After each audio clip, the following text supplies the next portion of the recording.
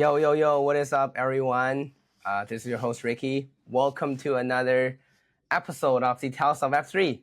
Today is season 3, episode 8, and our guest is the founder of Crypto the Game, Dylan. How's it going, brother? It's going well. Thanks so much for having me. I'm super excited for this Thursday. Yeah, I know. Same. After all these times. Yes. So why don't we kickstart this episode with like a little bit about yourself and the origin story of CTG, like how this amazing project come into life. Yeah, my head. No, there's kind of a few reasons how it came to be. It's kind of the perfect kind of culmination of my interests as a gamer and a reality television fan. My background, I started my career in TV and kind of tech, and just kind of like right place, right time sort of thing. CTG, for those listening that aren't familiar, stands for Crypto the Game. It is an interactive survival game that takes place on chain. Let's go. I would say, it's been compared to Survivor and Hunger Games and Squid Game, but this kind of tried and true format of many people play, one person wins. And over the course of 10 days, folks eliminate each other. Last person standing wins the pot. The origin story is that I was just a huge Survivor fan growing up. I apply to Survivor every season. Love that. Never miss an episode. One of those true Survivor buffs. No pun intended. Did you play it yourself? Did you play it yourself before?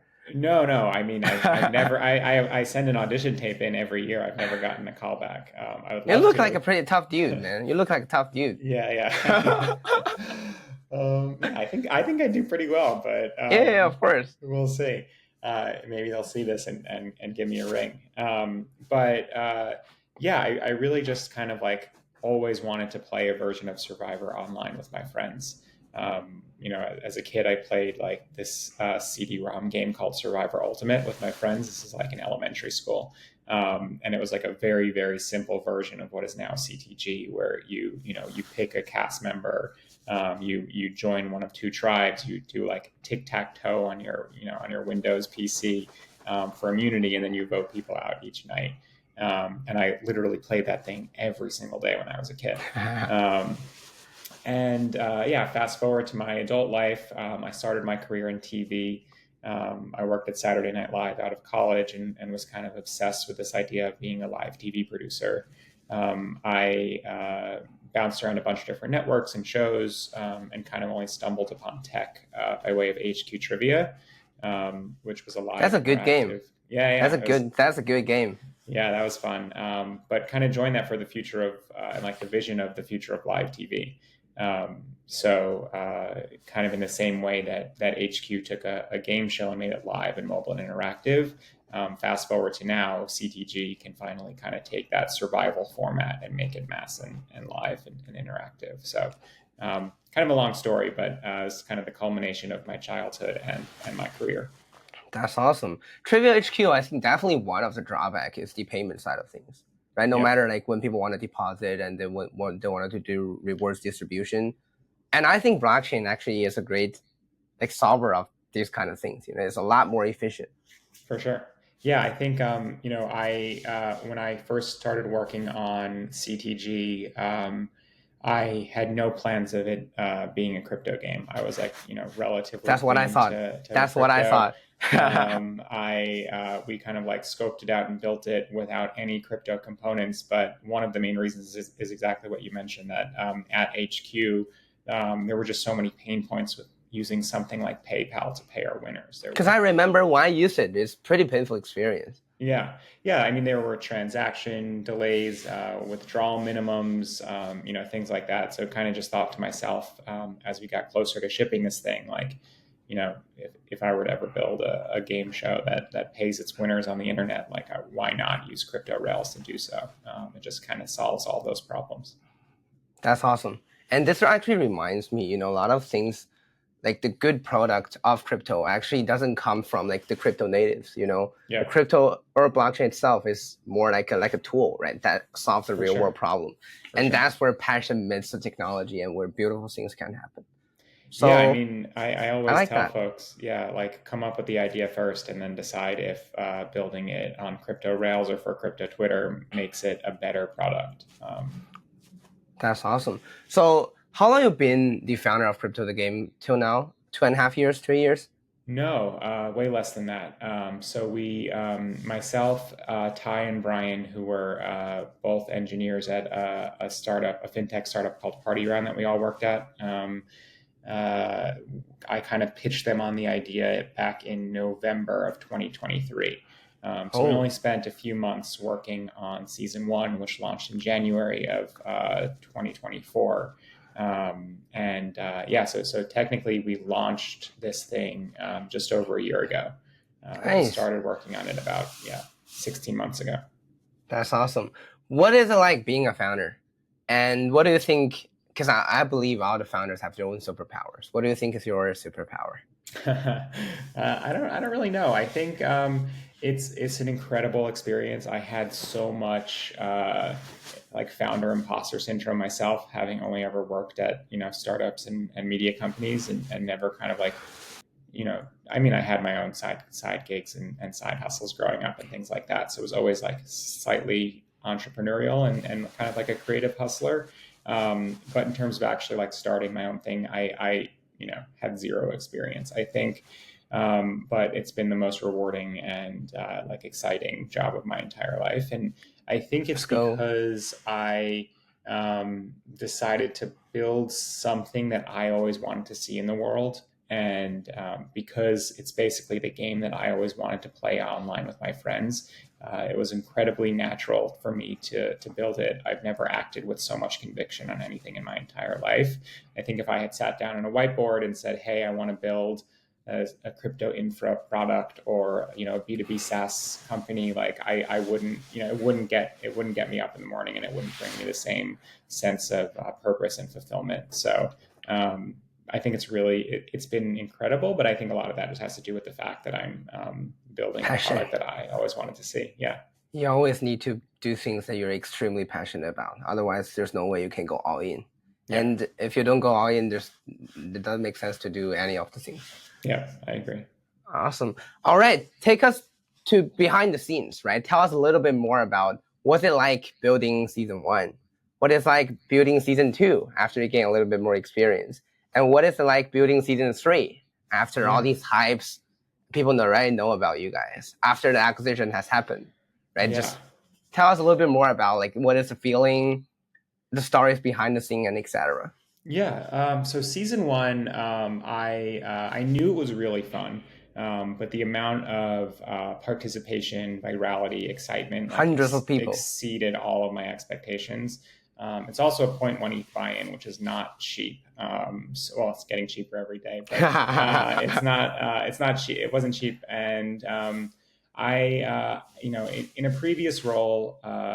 Particularly Ty and myself worked on a lot of these drops at Party Round. These were kind of like one-off marketing activations with the sole goal of kind of like going viral, and we would essentially move on and do something after that. So I kind of treated season one as like a personal drop. I didn't know if it was a company. I didn't know if it was a venture scale business. I just knew it was a fun game that I wanted to essentially like see in the world. So I kind of just tweeted it out. I had seeded it to a few folks in my like personal and professional network.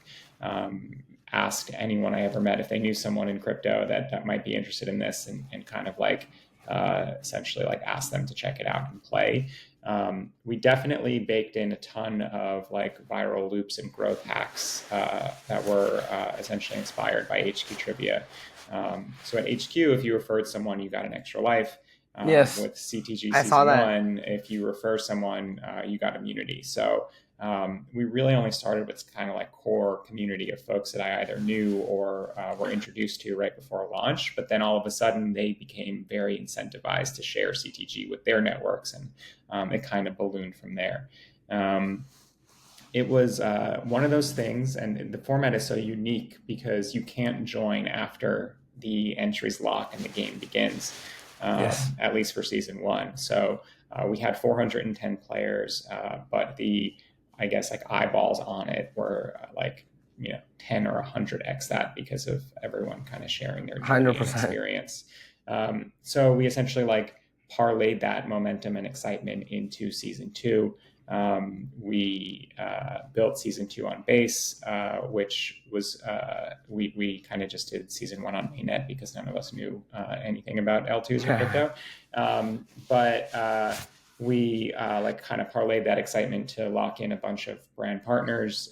So we had sponsor challenges during season 2 with Adidas and Uniswap and Lens and Wormhole and POAP and Safe and just kind I of remember the sponsor challenges. Yeah. Like it's so fun.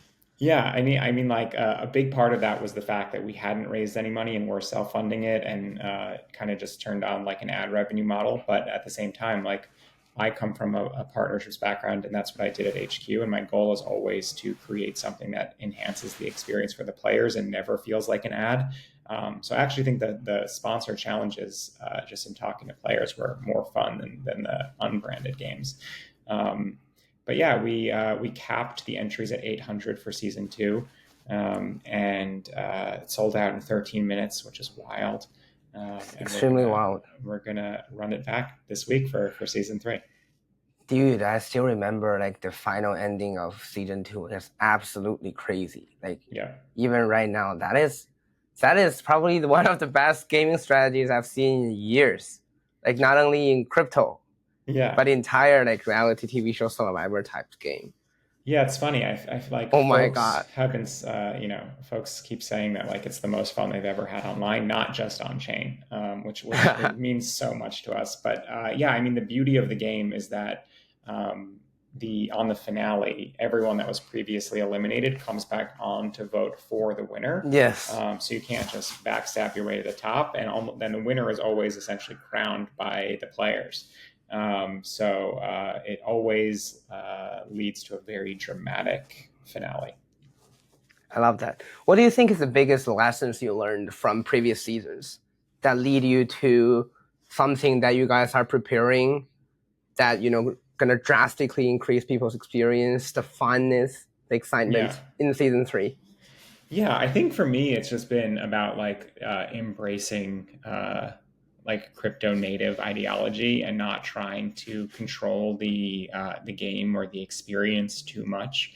There was an instance right before entries went live during season 1 where someone tried to Sybil us and buy up 51% of the slots, and I saw that with bots. And coming from HQ and kind of like all these other Web2 tech companies, bots are bad, and I kind of had the immediate knee-jerk reaction of like, let's kick them all out and we won't refund this guy, and kind of got a decent amount of backlash on crypto Twitter, which at first didn't make a lot of sense. I remember there's the tweet.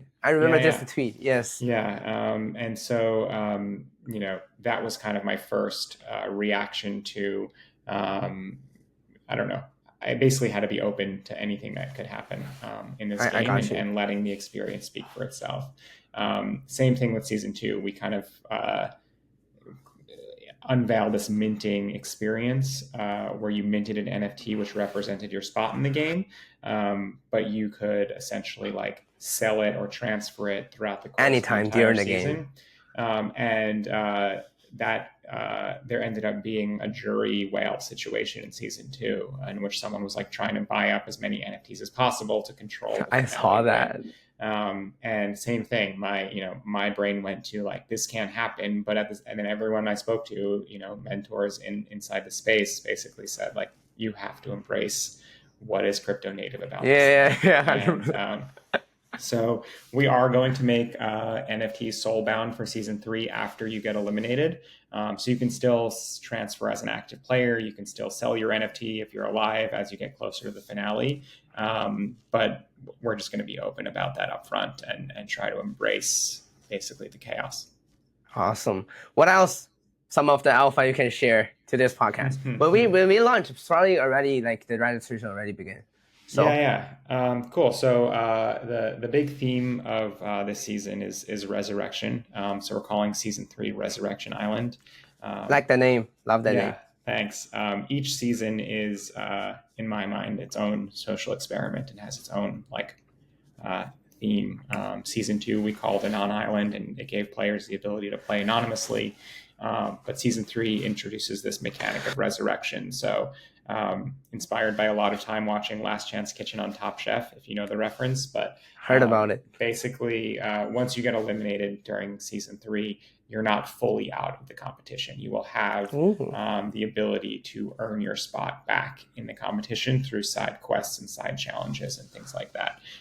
So you're not fully eliminated based off of the vote, and you can earn your spot back in. So that's the big twist for this season. We have some really cool partnerships lined up. OpenSea is going to be the official marketplace for secondary sales. And Polymarket. Yeah, and Polymarket Let's go, baby. is going to be spinning up a ton of prediction markets for the game. So you'll be able to kind of like track all the twists and turns live as a player. We're bringing back the Boys Club Companion Show after the final vote. So that's love their live stream and stuff and report during. It was great. Yeah, so it's similar to like a Watch What Happens Live, but they go live after the voting period every night and kind of recap the day's drama and the villain arcs and the all stars and interview folks. And then the last one, which we haven't announced yet, but will be live by the time this airs, is a custom challenge with Farcaster. So you can imagine a world in which you're going on a rabbit hole in and out of Farcaster and the Warpcast ecosystem to try to find immunity. So yeah, those are kind of the big new updates. Soulbound NFTs, Resurrection, tons of sponsored experiences. That's pretty cool. Should be a good one. I'm actually pretty curious about the Polymarket side of things. Like, are people able to actually predict which player is going to win, or like how you guys are exactly working with them? So that's basically it. Yeah, no, I mean, there are going to be a handful of markets, one of which will be who will win, similar to any of their like election-based prediction markets. And in real time, the odds will change and they'll be live. And if folks are establishing themselves as the favorite, those odds will change. And I don't know too much about how it works on the back end, but I do know it's going to create probably a more engaging player experience and spectator viewing. That's awesome. I'm a very deep user, huge user of Polymarket. Oh, nice. So I'm looking forward to make some predictions. I'm probably gonna bet on myself. I'm gonna win. Yeah. Season 3. It's leverage. Yeah, that's pretty fine. All right. I guess for Season 3, one of the biggest change, right, is that you guys are acquired now. Which, by the way, huge congrats. Thank you. So Thank you, yes. how it will change the game from previous 2 seasons? And just give us the story behind the acquisition. I bet like a lot of our audience is pretty curious, right? Yeah, like what is it like working with the most top tier like DeFi protocols in the space, right? Being part of their team. Yeah, so we were acquired by Uniswap Labs in June. I had mentioned previously that they had sponsored one of the challenges during Season 2. And we kind of reached this point, the 3 of us hadn't raised any money for this thing. We had shipped 2 seasons relatively back to back. I mean, you thought we were working on it for 3 years. We were working on it for probably 3 months. Dude, it's crazy that how you guys shipped. Yeah, it's wild. But we kind of reached this breaking point where we had to either decide if we wanted to raise money and turn this into a venture scale play, if we wanted to come up with, launch a token basically, or like come up with like non-traditional revenue streams. That's pretty cool. Or that's going to be wild. Yeah, we're not launching a token. Or explore, more strategic outcomes, one of which being an acquisition. And so the conversation happened pretty organically after Season 2. They had sponsored a challenge. I think they saw the impact that we had in the space and were impressed by what we were building. We were very impressed with everything they were doing on the brand side of things. And it kind of just seemed like a natural fit. So we joined in June. We officially work at Uniswap Labs, but you will not be able to tell at all as a player that we are now part of a larger holding company, basically. It won't feel like a Uniswap ad. I think it's going to be the best season yet, but there's no... There really weren't any mandates internally. We built it kind of like on our own, as though we would have any other season. The biggest difference is that it will now be on Unichain versus Base. but because we use Relay for the minting experience and the Dude, bridging. I love Relay. I use Yeah. Relay every single day. Best Yeah. bridge and swaps. I actually Yeah, love Relay too. I don't. It's dude, like it's the most I have a magical channel. company. 100%. I have a channel called Ricky's Daily Crypto Review. So basically, I Uh-huh. review a crypto product every single day. I Yeah. just did a Relay review last So good. week. Oh my god, it's extremely simple. You can also do Solana. You know, you can swap Solana to USDC on ETH or Base or Cool. Ethereum on all these chains. Super, super, super good product. Yeah, we have a bunch of normies play CTG because of the reality show appeal, basically, and we use Relay for season 2. And as long as you had 0.1 ETH on any L2 or mainnet, we handled, or Relay handled, the bridging magically in the background, and you never knew you were bridging to base and minting the NFT. So we're going to do the same thing for season 3 with Unichain. So there's no need to bridge over to Unichain in advance. It should all magically happen with a couple taps. That's awesome. For season 3, would you say you're still targeting like normies or crypto people, or like whoever is interested? Feel free to join. Basically, anyone that's interested. I think for seasons 1 and 2, we had about 10 to 15% normies. Nice. I would love to onboard as many people as possible via CTG, but it also seems to have struck a chord between this like very crypto native audience. So as long as folks are still excited about it and willing to play, like I don't care who they are or where they come from. That's awesome, dude. What do you think is the ultimate vision you and your team has on crypto the game? Will this thing last for 20 seasons? How will this evolve into? Yeah, I mean, it's a great question. I think about it all the time. I think, I alluded to this in the beginning, but in going from TV to HQ Trivia, I kind of joined that for the vision of the future of live TV. So in the same way that HQ took a game show and made it live, mobile, and interactive, like the same could have and should have been said for a Shark Tank format or a talent competition or a dating show. That'd be cool. A Survivor format. Yeah. So in the back of my mind, I still really want to fulfill that vision and that dream of basically creating the future of TV, just doing it on chain. So if CTG is inspired by Survivor and Hunger Games and Squid Games, there could be a world in which, Crypto the Race is something inspired by The Amazing Race, or there's a Shark Tank version of CTG, and where CTG is something that, lives on seasonally like every TV show, but it's not the only show that we're producing on this new network. So I think that's the big vision. Let's go. Yeah. Will S4 be in person? I don't think so. No, I mean we have players from all over the world, so I don't. We've yet to do an in-person season, but who knows? Maybe. Awesome. What do you think is the hardest thing for you guys to build for S3? What is the biggest problem that you guys have to tackle? And you guys think, okay, now we're good, right? We solved this. Yeah, I still don't think we've come up with a good solution to like a spectator view, because the entries are capped at 800. There are so many people outside of the player base that want to follow along on what's happening. And there are things like the Poly Market, prediction markets, the Boys Club companion show. Like there are vehicles and avenues for those not playing the game to follow the drama and what's happening. But I haven't quite cracked the spectator view of the experience where you can kind of watch the voting periods. And I think a big reason why is because it's 100% live.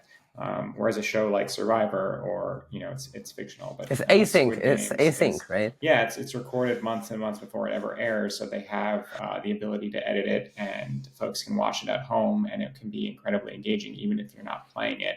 But you, as a player, during the voting period, I would hate for you to be able to log out, turn on spectator mode, basically, and like see what's happening, because that could influence your decisions in real time. So I haven't. That's actually true. Yeah, so I haven't quite figured out an engaging spectator view, and that's been the biggest challenge. But something that we are improving on every season, and I think this is the best one yet, is basically the ability to like recreate the feeling of actually being on an island. That's cool. In the background, there is an island, and there are some waves, and in the morning as a player, the sun is out and the waves are falling, the birds are chirping. Love that. And during the challenges and the voting periods and the more intense and dramatic times of the game or of the day, it will get night or it'll get dark out. There will be lightning. The waves will get choppy. The music will intensify, and it will actually feel like you're like living on the island. So that's something I'm really excited about this year. That's awesome. All right, let me ask you a few questions that I'm really curious about, like your personal view, right? Yeah. Probably won't necessarily have to be related with CTG, but what are some like really controversial hot takes that you got for crypto, for our industry, right? Like I want like the take to be hotter the better. Like give me some spicy ones. Yeah. Okay. I'd say one I kind of mentioned earlier, but it's like not every crypto product needs to be on chain. I think a lot of times, especially with crypto gaming, people are forcing on chain mechanics just for the sake of on chain mechanics. Yes. We had this idea long before it was built for crypto Rails and crypto Twitter, and I think it ultimately made the game and the experience more fun for players, but by no means were we like sitting down at a whiteboard and saying like, hey, we want to build a crypto game. I don't think it ever would have had the success that it had. I don't think you need to launch a token to have basically virality and distribution and a community. I think the product can and should speak for itself. We didn't launch a token. We didn't allude to an airdrop. We just kind of created a very engaging, interactive experience on the internet, and people played it because they genuinely loved it. And it's, one person wins. It's very anti-WAGMI, and people still Which I absolutely love. Season. Yeah, anti-WAGMI is something that is really unusual in crypto space, which is cool. Yeah. So yeah, I don't know. Those are my hot takes. Awesome. Okay, something just popped up in my mind. Like in the future, right? How you envision the business model of CTG to be, right? Is it like primarily based on like the sponsorships, or like how you envision that to be like a scalable, Yeah, I mean, I think that's a big reason why we went the path of the acquisition. I think had we stayed independent and we needed to essentially like pay ourselves and keep the game running, we would have continued to take a percentage of the pot. We would have continued to like sell sponsorships and generate ad dollars. But none of that exists anymore. Correct. We are, this will be, we're keeping the player limit at 800, but assuming it sells out, it will be the highest pot yet because all 80 ETH is going to go to one winner. There's no cut for us anymore. So yeah, I mean, while we were independent, there were a bunch of revenue streams. But now that we are part of Uniswap Labs, the goal is to just drive as much usage as possible. Let's go, man. Let's go.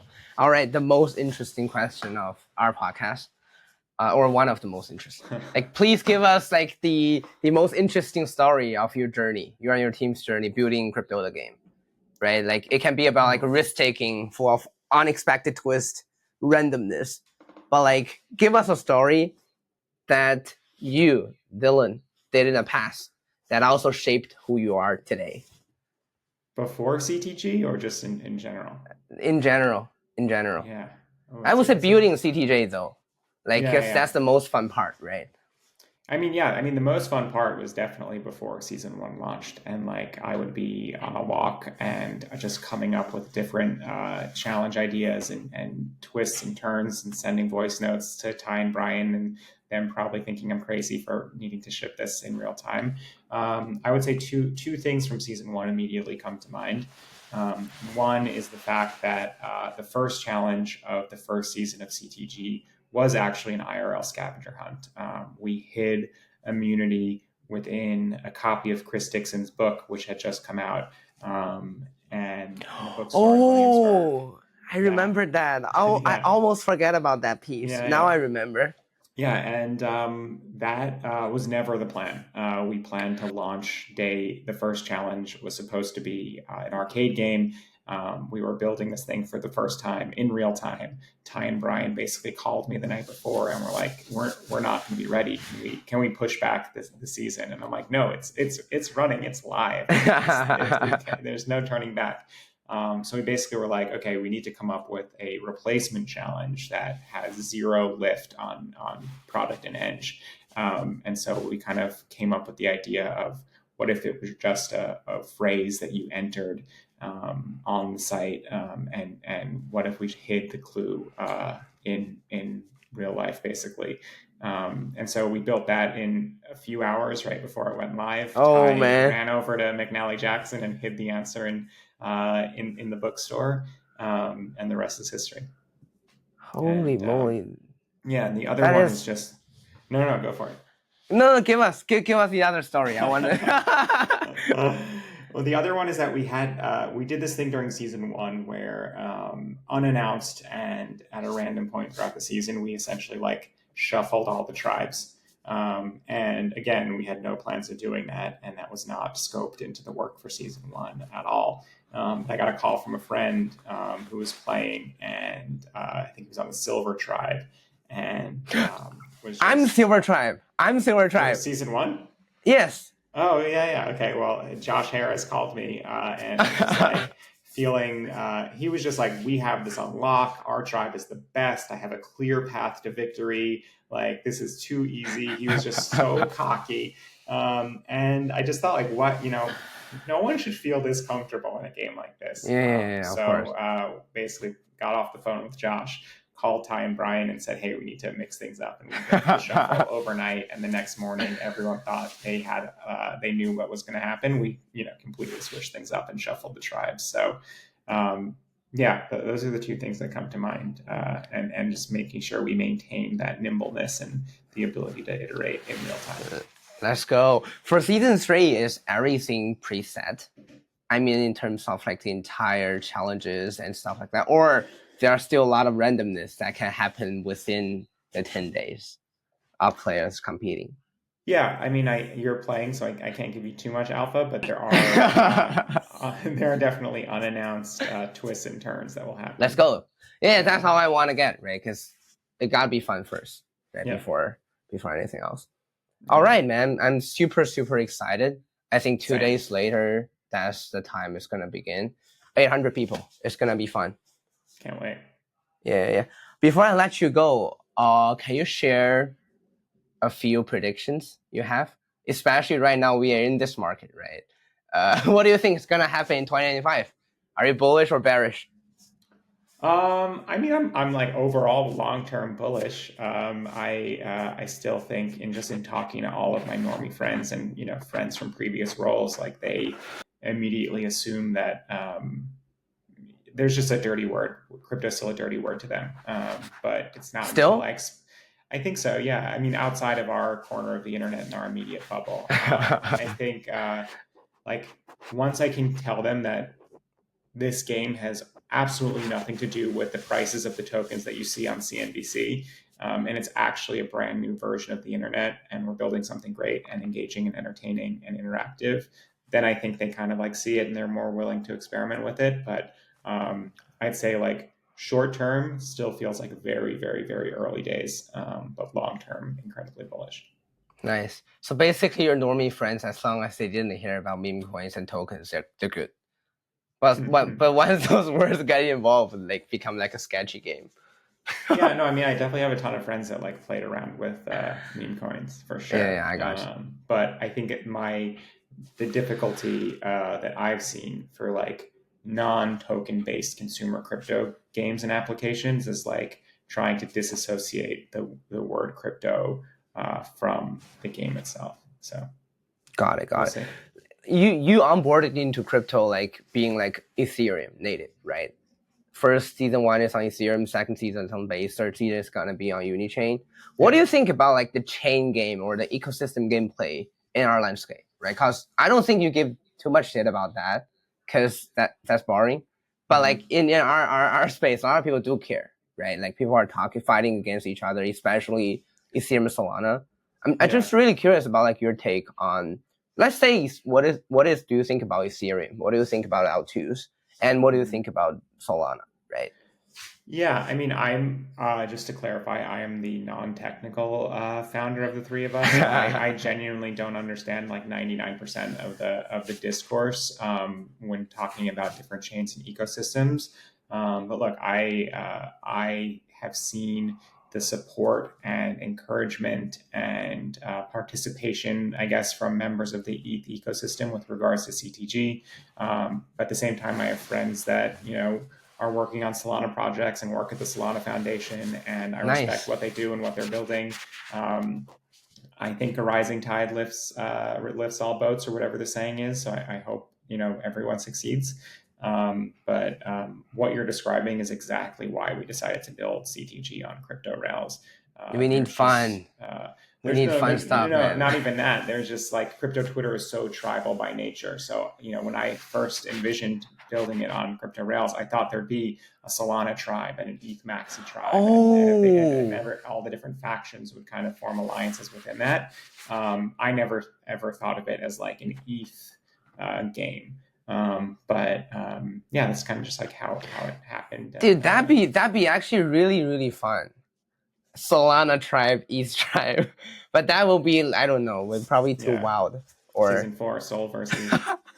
yeah. Okay. Last question before I let you go. Can you please introduce the Crypto the Game team behind the scenes? Because obviously people know about you, right? You're the front face, but like your co-founders, the team who've been building this, I want the audience to be able to learn more about them and the great work they're doing as well. Yeah, we are a 3-person team. Tyler Cagle and Brian Lee are my 2 CTG co-founders. I think they're the best in the world at what they do. Let's go. Ty handles all of the front end and the animations and the design and the interactions, and helps with a lot of the marketing assets. And he's incredible. And Brian basically built the entire architecture and the back end. And the 3 of us were brand new to crypto. None of us had Solidity experience, on-chain professional experience, and we're all just figuring it out as we go. Holy moly. I think that's just like a testament to how good they are at building this thing. So we all worked together at that fintech startup called Party Round. Ty was on my team on the marketing side of things, and he's just as good of a marketer as he is a designer, as he is an engineer, as he is a front end guy. And he's just like a jack of all trades, basically. And then Brian, before Party Round, worked at DraftKings, so he had a ton of experience with like live leaderboards and tournament infrastructure, and that's why I hope that comes through when you play CTG. Got it. What a giga team! Love it, man. Yeah. It's actually amazing. Like after 2 seasons, you guys are still only 3 people.